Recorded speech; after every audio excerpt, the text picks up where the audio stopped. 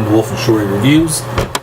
Today we're going to be doing a review on the GOSO in-car dash cam. Now this unit does retail out at $19.99 with Prime shipping. Now just so you know, I did get it for free to test and review. It is, the title does show that it's a 1080 night vision. It does, in the description, says it's 1080 or 720. It does 1, 3, and 5 minute increments. It does have a 170 degree lens. I will tell you, it does not have night vision. At 20 bucks, you cannot expect night vision. If you do, you're fooling yourself. They're not fooling you.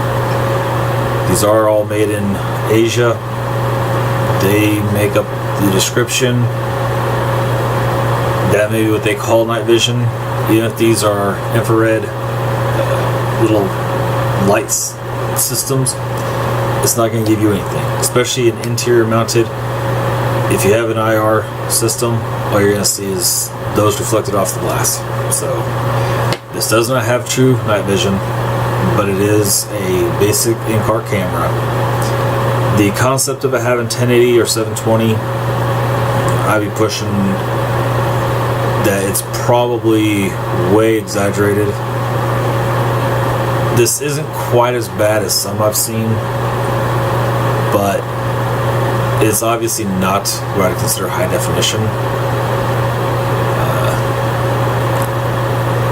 For the most part, what it is and what it does for the price, it's actually not a bad looking little camera. It does work, and you can see where you're doing and where you're going and what's going on around you. This is how it mounts up to it. There's a nice small connecting, slides right over. Real simple, fits on, holds up well, it's very lightweight. Take it off, slides off easy, but not so easy that it's going to fall off. Here you have your mini HDMI, so you can watch the video. You have your mini USB for charging. That actually connects to a about 13 foot long power cord that goes into your car's power supply. That's your, they list it as AV on the front, but I'm guessing this is so you can actually have audio. I'm not sure if it's so you can listen to it, have an external mic, or if it's so you can listen to it as a playback. This side gives you your micro SD card slot. On the bottom here are your control buttons. Now from this side here you have your basic power button. Then you have your left, you have menu, OK, mode, and right. And then you have, I'm assuming that's kind of the reset button. I haven't had to reset this one yet, luckily. But it does have a R right there with it. This side you have a screen, and you have your emergency button. So if you see something that doesn't happen to your car, hit that button, and it actually will lock the video you have at that time, so it doesn't override it. When you get back, take the card out, put it in your computer, it will actually show locked 0001. Then everything else is just the number down the list.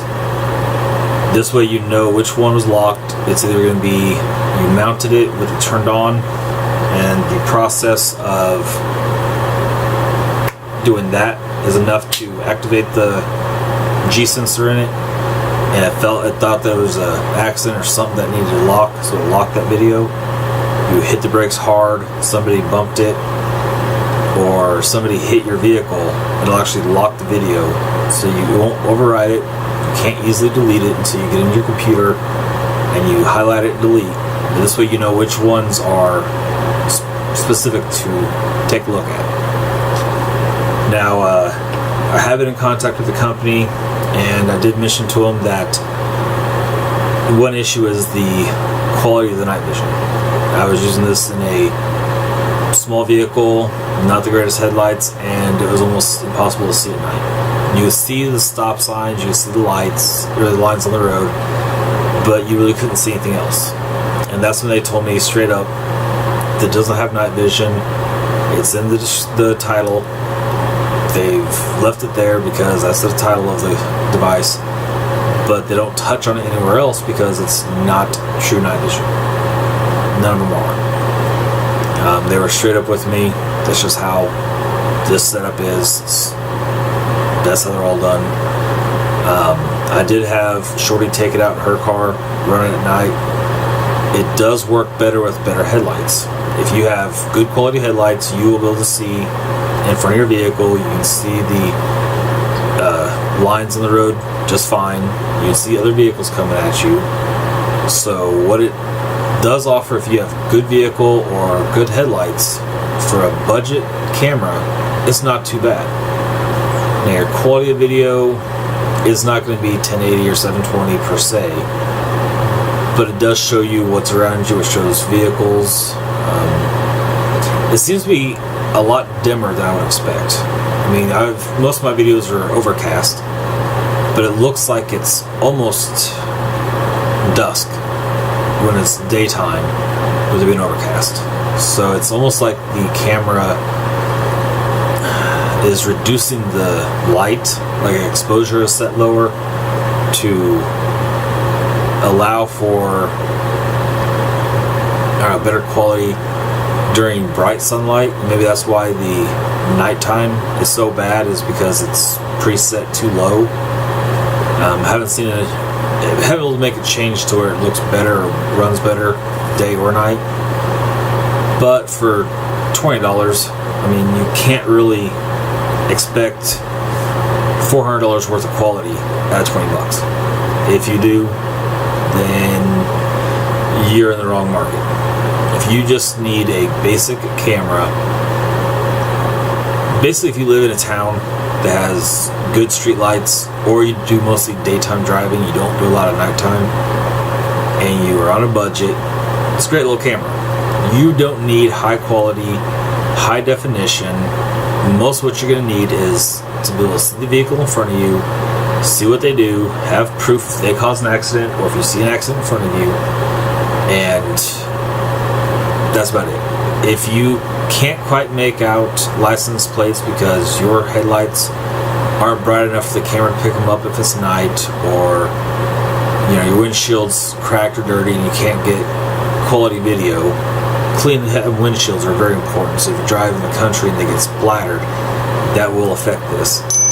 All you've got to do is read off the license plates, give a description verbally, hit the button to lock in the video, go back, and now you got everything you need right there. You still have video of what's going on. So for $20 for what this offers, it's not a bad deal.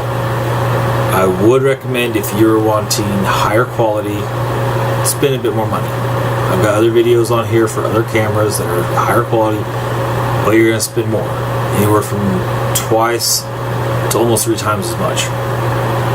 But if you are on a budget and you just need a camera to get you around, and you don't really worry about reading license plates from 50 feet away, this is a camera that it's light, it'll fit up in your vehicle, it'll get you where you're going and show you what happened on the way. So it's not bad. It's not the highest quality, but for what you're paying for it, it's a hell of a deal for what you need. So again, budget, give it a shot. If you like the video, hit a like. If you want to see more, hit subscribe. And if you want to see more or find the camera, look down in the description. I'll have it linked in for the GOSO Direct on their Amazon page. Thank you much.